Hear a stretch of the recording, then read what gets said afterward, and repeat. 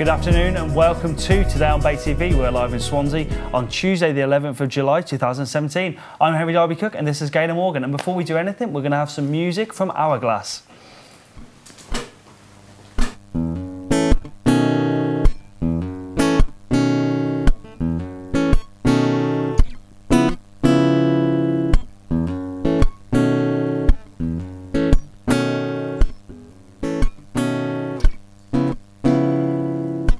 She was more like a beauty queen from a movie scene. I said, oh my, but what do you mean? I am the one who will dance on the floor in the round. I am the one who will dance on the floor in the round. She told me her name was Billie Jean. She caused a scene. Then every head turned with eyes a dream to being the one. 'Cause we danced on the floor in the round. People always told me, be careful what you do, and don't go around bringing on good times. And Mama always told me, be careful of who you love, be careful of what you do, because the lie becomes the truth. Hey, Billie Jean is not my lover. She's just a girl who claims that I am the one, but the kid is not my son. She says I am the one, but the kid is not my son.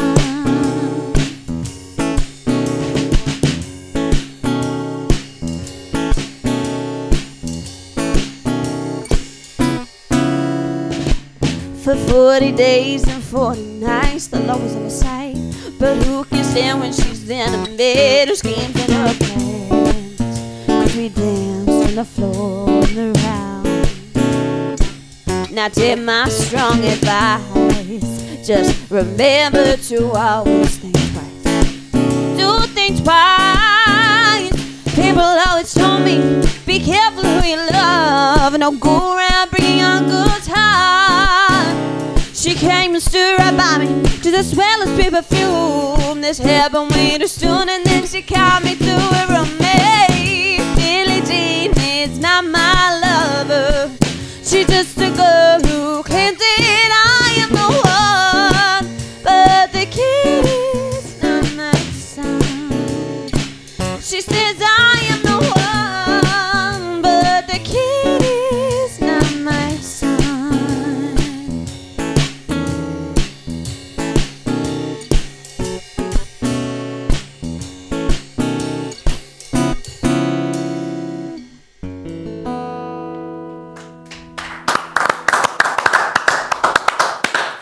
What a lovely way to start the show. It's quite buoyed me up for the day. Well, Gareth's joined us, and I think you're going to be talking Heart of Wales show, aren't you, Gareth? The Heart of the Valley show. Heart of the Valley show. Heart of Wales. It's the railway, isn't it? Sorry. What is the Heart of the Valley show? Well, basically, it was a show that we set up 5 years ago. This will be our 6th show now this year, now in September. A group of us sort of decided that in the village of Ponadawa there wasn't really a nice sort of family event, if you like, you know, very sort of family focused. So myself and my wife and a couple of friends got together one day and decided we needed to do something, you know, that was an affordable, sort of enjoyable family day. I've spent my entire life working in agriculture, and I wanted to basically hold a rural event then, if you like. So that's where it all spawned from. So we got our heads together, and that's where it actually sort of originated from, basically, yeah. I think we've got a great clip to encapsulate everything that happened last year. Let's have a little look.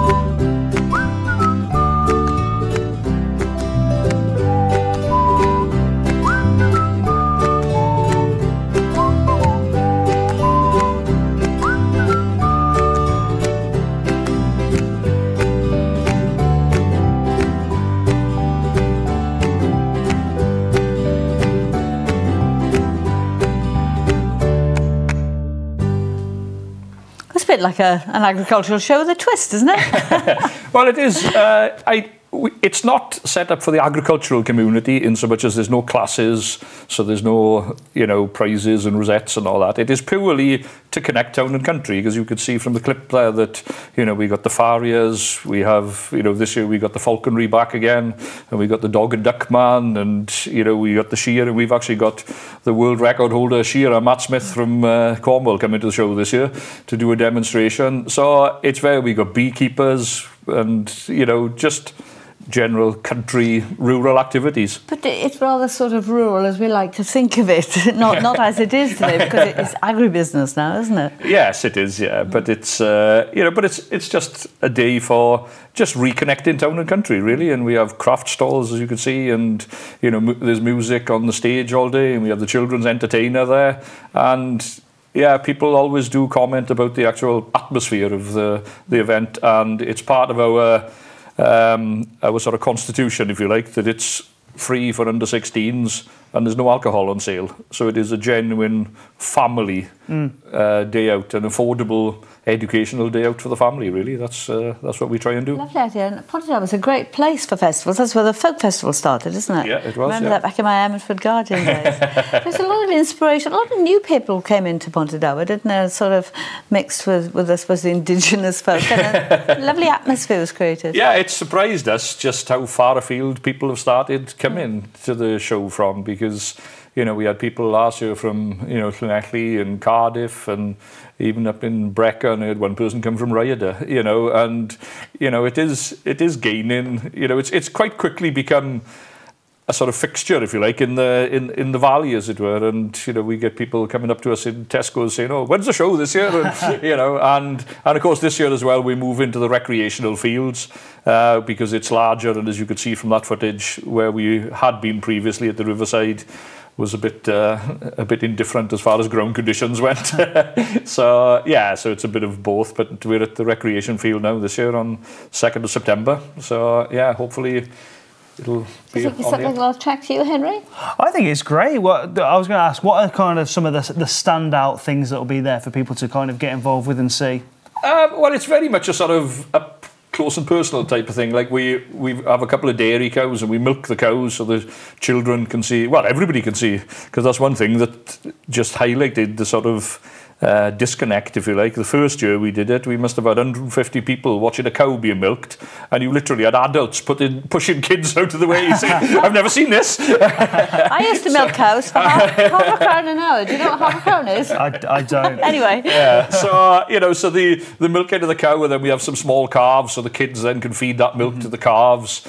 Everybody always likes watching the sheep shear, and the falconry is always a big draw. But it would be difficult to put down to any one thing, really, because like with everything, different people come to the show for different reasons, and different things will be the highlight, for them. But as I said, the chainsaw carving, man, not many people see that. Such an art, isn't it? Oh, it's incredible. You just get this lump of wood, and then 10 minutes later, it's an owl. Well, the thing that amazed me was the ball of horseshoes that kind of made this amazing sculpture. Yeah. No, well, as I said, that was actually a centrepiece for a wedding, which was about a fortnight after. Right, okay. So, and he showed me pictures of it. They painted it all white, and they put a little loose veil type material over the top of it, and they had coloured lights inside it, and it made an absolutely fantastic centrepiece. Let's recap. Where is it? When is it? How much does it cost? Right, it's in Pontydown at the Recreation Fields on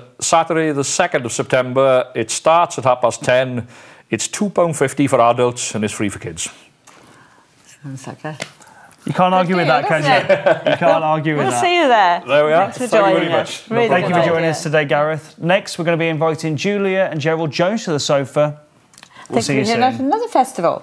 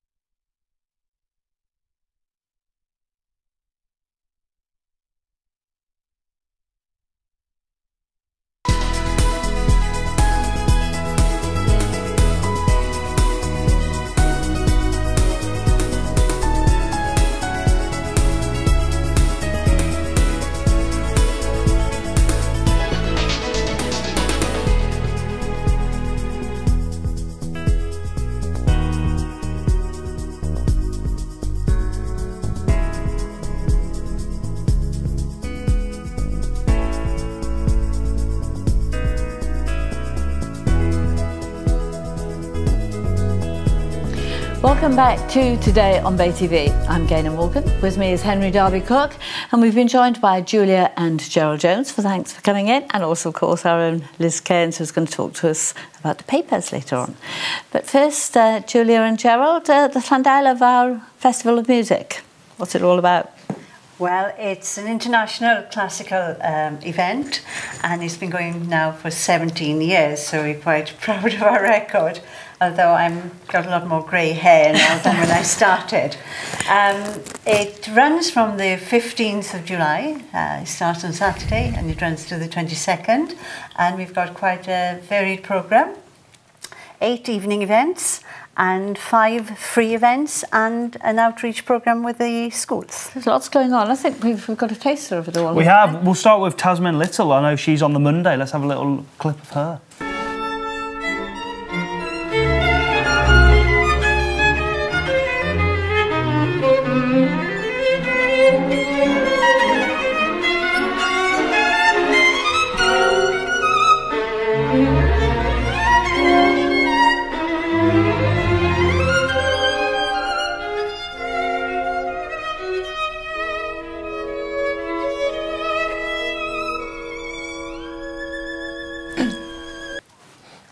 Quite a star-studded lineup then. Yes, we're very pleased. Tasman came a few years back, I think it was 2006, and she was very, very pleased to come again this year, and we're very pleased to have her. Now that's on the Monday, but it all starts on Saturday. Yes, it starts on Saturday with the choir of John S. Davis, Cantorion John S. Davis singers, and they'll be giving a beautiful opening concert to celebrate their 40th year as a choir, and they've commissioned Eric Jones from Pontedillas to write a piece for them, Te Deum, and Marion Wynne Jones has also written a hymn for the celebration. Now we all know Llandeilo, lovely, lovely place, but where exactly is all this? Well, most of it takes place in the church itself, St Helo's Church. We do use Newton House and the Corridor Hotel. Oh, wow. Couldn't have better venues, really, could you? I mean, Llandeilo really lends itself as a backdrop to any wonderful event, doesn't it, really? Yes, it does. And I think especially this one, because it's such a cameo, in a way, in the calendar of festivals throughout Wales. How did it all start?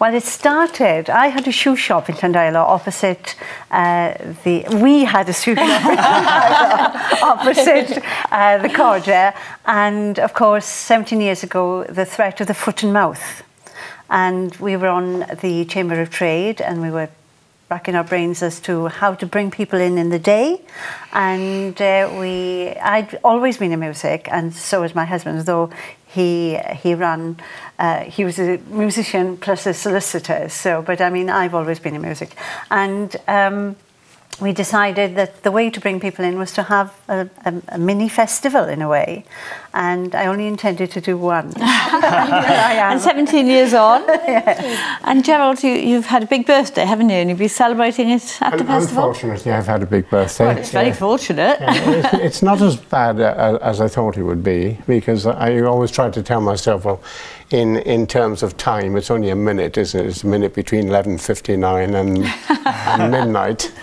And so really, you haven't aged a year, you've aged a minute. Oh, but anyway, I'm hoping that by doing a recital, I might encourage people of similar advanced age to have a go and not accept the inevitable. When it comes to playing an instrument, as long as you've got no arthritic problems in the limbs, if your hands are fine, well then there's no reason, provided you do enough practice, why you shouldn't go on playing.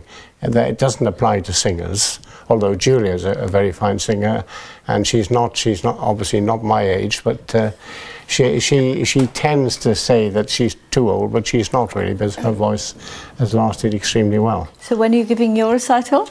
On the Thursday lunchtime at 1 o'clock. We do a series of lunchtime recitals through the week which are free, and so that people who the evening recitals, evening concerts, are still quite cheap for what they are, but there are still people who might not be able to afford them, and they are quite welcome. Many do turn up for the lunchtime events. Well, before we hear how to get there and how to find out about you, we've got these lovely books, haven't you? Now, where do they fit in? Well, that's an outreach programme that we've been doing with the schools, and there are 3 schools in Llandeilo. Billy's Band. Yes. This is a brainchild of Dan Newell, who is now the trumpeter at Covent Garden Orchestra, the Royal Opera. And it's narrated by Simon Cowell. And there are CDs at the back page there that you can use, and there are excerpts from that by Nicola Benedetti, and a few other very, very well known so it's a means of drawing the children in and involving them. It is. If you can see, it introduces them, the little songs that they can sing, and there are instructions on how they learn to count and to conduct and everything. Oh, lovely, delightful. It's fabulous. You need to have a really little look at it. It's okay. I think we've got a little taster of it, actually. Should we have a little look? Yeah. Well, hello, my musical friends, and welcome to the Billy's Band concert. I'm thrilled you're here to clap, sing, and bring. Oh, we're going to have so much fun. Right, we have lots to do. Please welcome my brilliant band, and let the music begin. Now, it's time to play one of my favourite musical games, Call and Response. Here's the way it works. I'll clap you a rhythm, and then you clap that same rhythm back to me. Simple. Make sure you keep a steady tempo, though, and don't get faster. Are you ready? Ah, my brilliant, delightful mini music makers. What a joy it's been to have you here at this concert. You've been brilliant, and we've had so much fun. We've made an amazing website for you all to stay in touch with us. You can find us at billysband.co.uk. Come and join us for more games and funny music business. I'm so proud of you all. Keep clapping those rhythms, keep singing. But most of all, keep having fun with music. And we'll see you very soon. Oh, well, that's lovely. So, thank you very much, Julia and Gerald, for coming in. All roads lead to Llandeilo from this weekend, July the 15th. Get everything online, I take it, yeah? Yes, everything.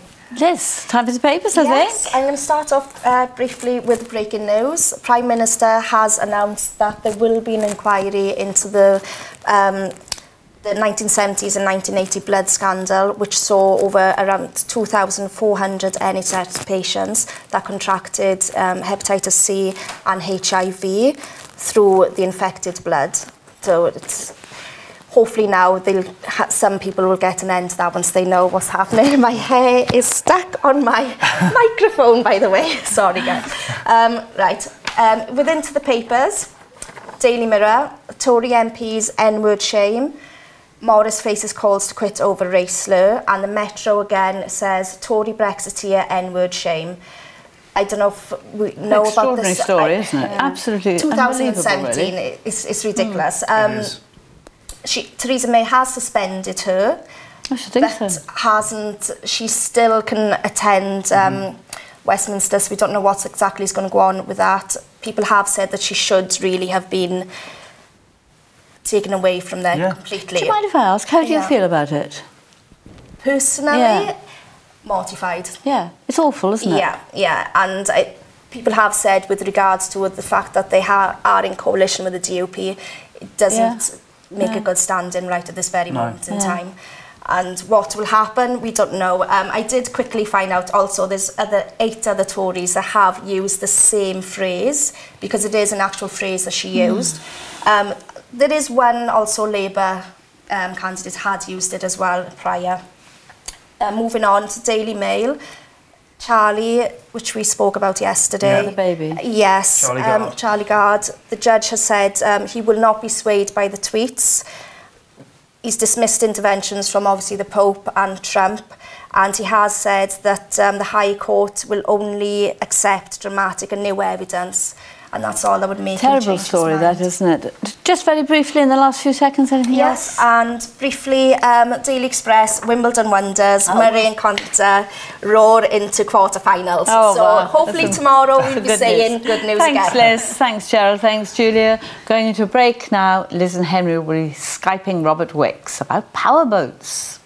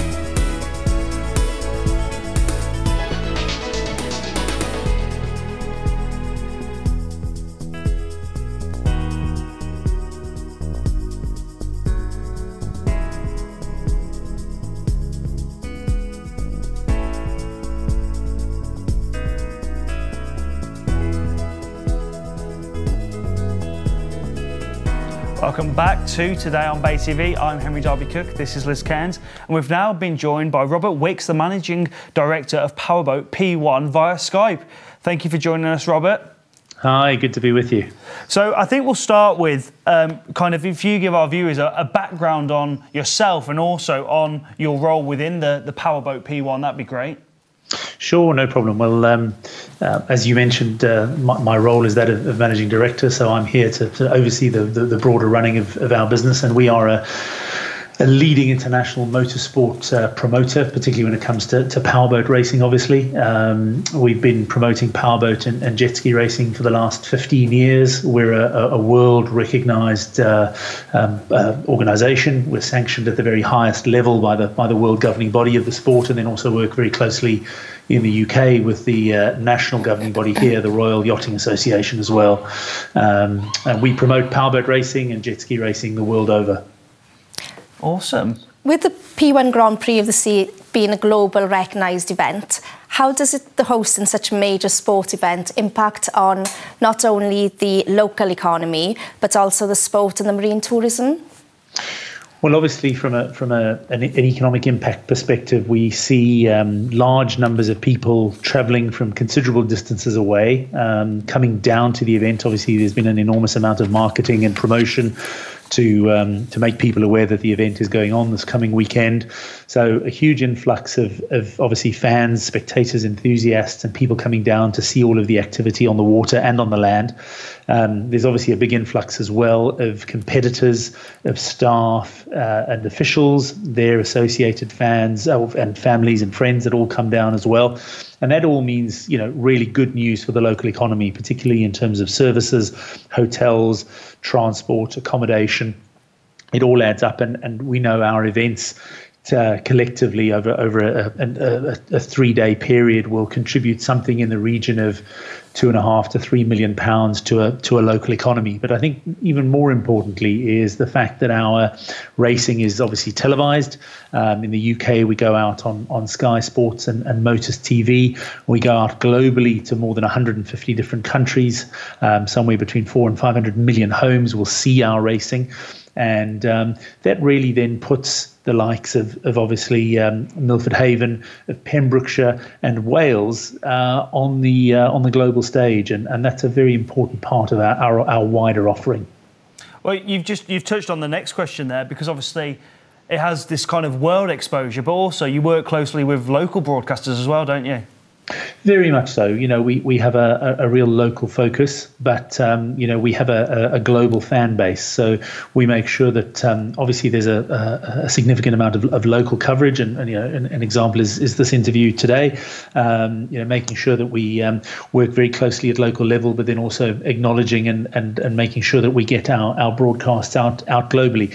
Our opening race of the season was in Denmark, and just a couple of days ago, that was broadcast on a regional television station in Denmark, and that works really well. But then it also goes out globally to the likes of Fox in the United States, on ESPN, the 11 network, Sport 1 in Germany. So a very broad range of international broadcasters as well.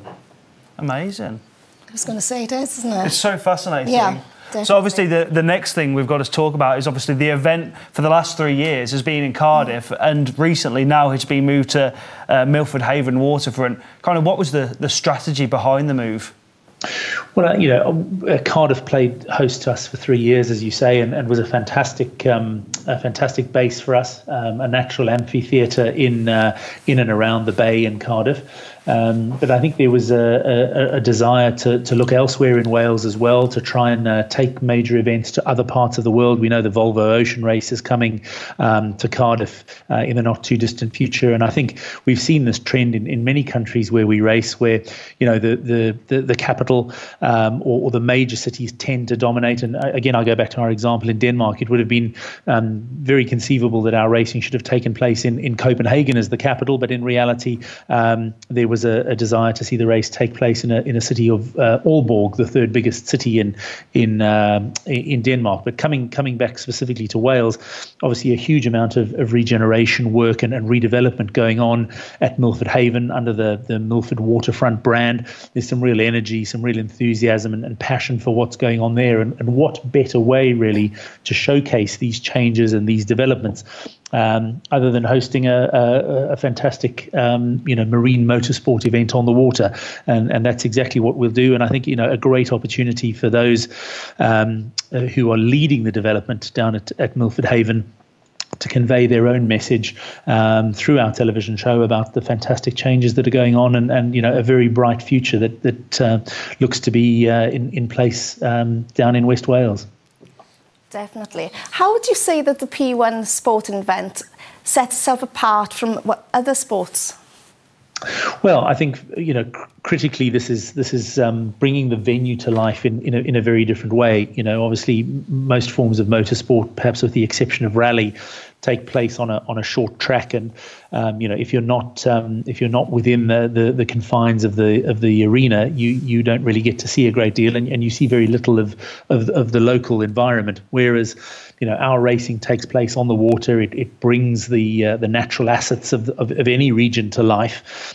We make sure our racing takes place obviously as close to shore as is safely possible, and people can spectate and enjoy vantage points from a wide variety of locations.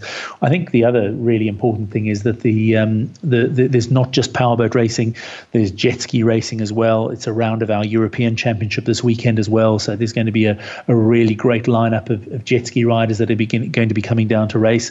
And in addition to that, a variety of other activities, both on the land in terms of what our local hosts are providing, but also other activities on the water in terms of freestyle jet ski displays. And we've very much seen the demographic change of our events in years gone by. It used to be perhaps father and son coming down to enjoy the noise and the excitement, but with much more on offer for the wider family to come and enjoy. It is a great family day out, and so we've seen that demographic change. There's something for everybody to come down and enjoy. It sounds amazing. It's going to be such a great weekend for everyone heading down there. I know something you're passionate about is the corporate social responsibility policy. Do you want to tell us a little bit more about that for people that don't know what it is?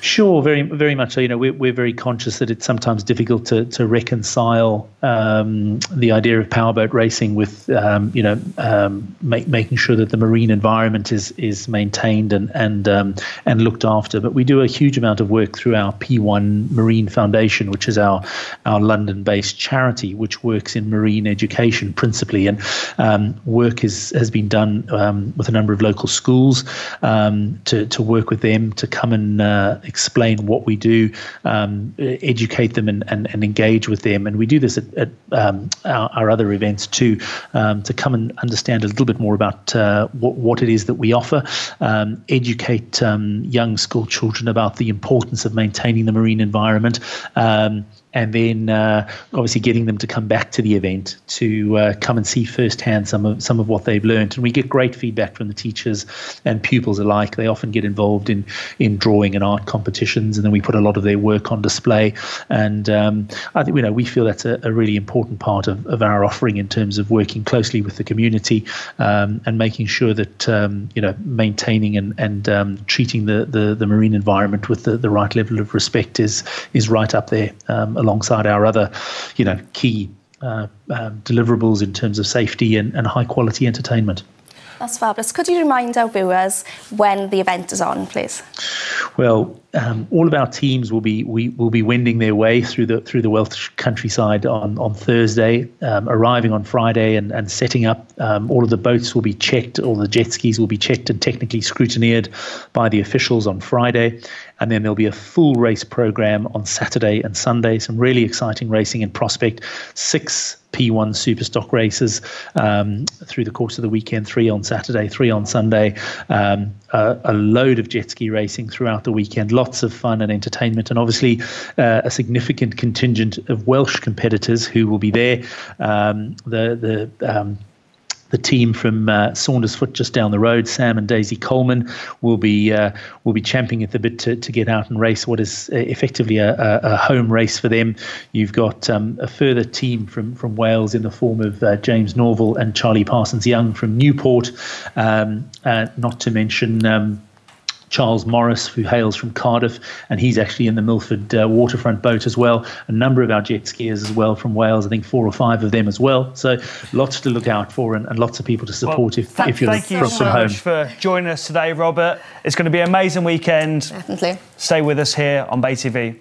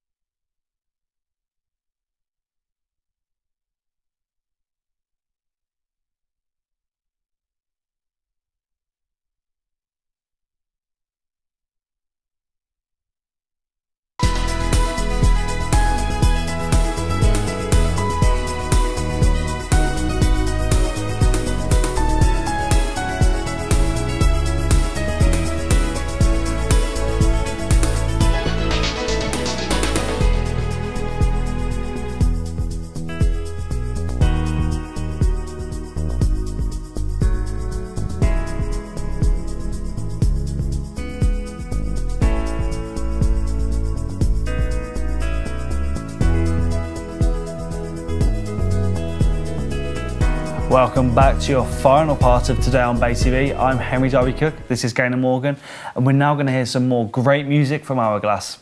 Take it away.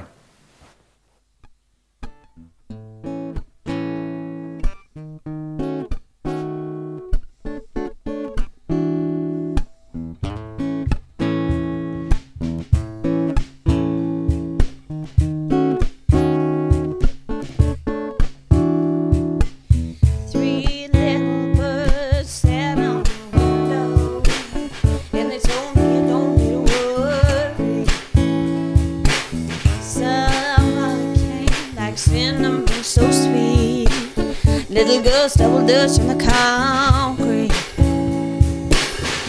Maybe sometimes we got it wrong, but it's alright. The more things seem to change, the more they stay the same. Now don't you think it's strange? Go put your records on, tell me your favorite song. You go ahead, lay your head down. Sapphire and faded jeans, I hope you get your dreams. Just go ahead, lay your head down. You're gonna find yourself somewhere, somehow.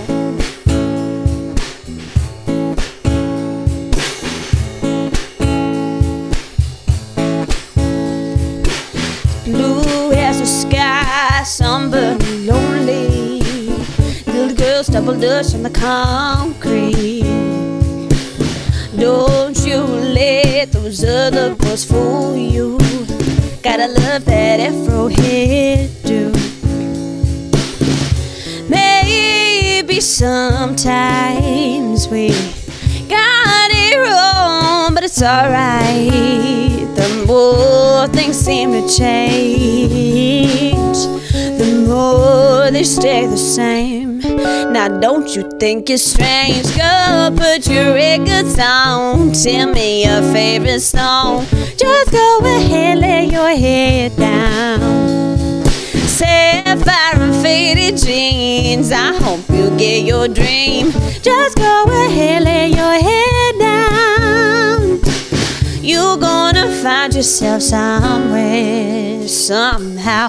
What's more than I can take? Pity's for pity's sake. Some nights give me away, but I thought that I was stronger. When you gonna realize that you don't have to try any longer. Do what you wanna do and go put your record down. Tell me your favorite song. Just go ahead, lay your head down.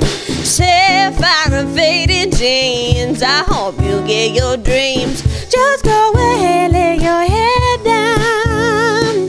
Go put your records on, tell me your favorite song. Just go ahead, lay your head down. Sapphire and faded jeans, I hope you get your dreams. Just go ahead, lay your head down. You're gonna find yourself somewhere, somehow.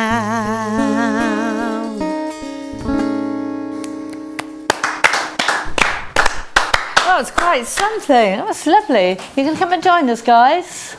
Wonderfully de-stressing that, Henry. It is. That's great for a Tuesday. Yeah, great way to start the afternoon. Can you all fit up, cutch up? Cutch up on the couch, eh? So, as a collective, Hourglass, but separately, should we go down the line and you introduce yourselves? I'm Katie Bowen. I'm Gavin. And my name's Jack Kelshaw. And you're all from Nice? Yes. You must be all right then. How did it all start? It was just in college and we wanted something to do when everybody else was gigging and we were kind of... We were all doing like music, so in the same year, so we thought maybe we'll be gigging where we can. So. Where's this in Nice College, is it? Yes. And we were the only two to start off with that weren't gigging. Yeah. And then... Gavin begged his way in. What was so great about him that you let him in?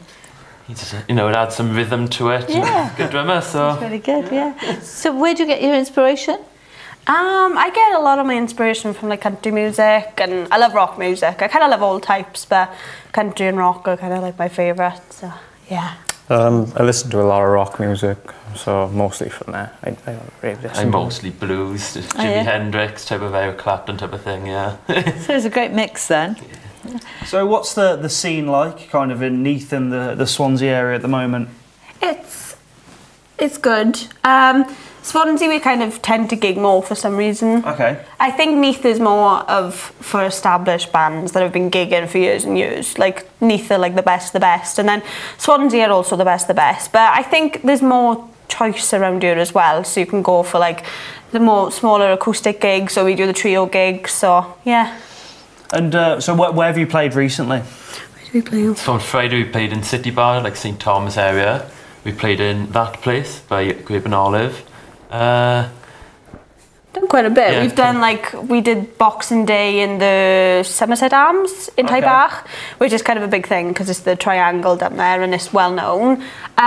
We've done quite a few over Christmas. I think Christmas is always like the busiest time as well, so we did quite a lot. But because we started like late, I think we started like December, was it? Yeah. We like lost out on quite a lot of gigs around Christmas time. Oh, she's still really new then. Yeah. Oh, you've done really well. So what's coming up? Is anything? We're going to uni in Cardiff, so we're kind of for You're now all we're going, just, are you? yes, we're all going. You can stick together. Yeah, we're going to try Cardiff scene next, and just focus on uni and getting more gigs up there, and also coming back for weekend gigs here and stuff. So yeah. Great. What's the best way for people to kind of keep up to date with what you guys are doing? Is there Facebook? Mostly Facebook. Yeah. We try and update it every time we've got a gig or something big going on like this. So yeah, it's Facebook, yeah. That's great. Well, thank you for joining us. I think you're going to play us out. So do you guys want to go and get ready, and we'll wrap up the show? Oh, thanks so much. It's been lovely. Thanks for having us. Thank you. Well, it's been a great show, hasn't it? Yes, and they really unwound me. I feel really quite calm now. Yeah. It's lovely, yeah. Chilled? Yeah, quite chilled this afternoon. Well, thank you to all our guests today and to all our viewers for watching us. And of course the films, mustn't forget the films. Today's film is The Naked Truth, starring Peter Sellers. One of your favourites, isn't it, Dana? And with that, we're going to hear some more great music from Hourglass. Take it away, guys. Yeah, aren't they wonderful?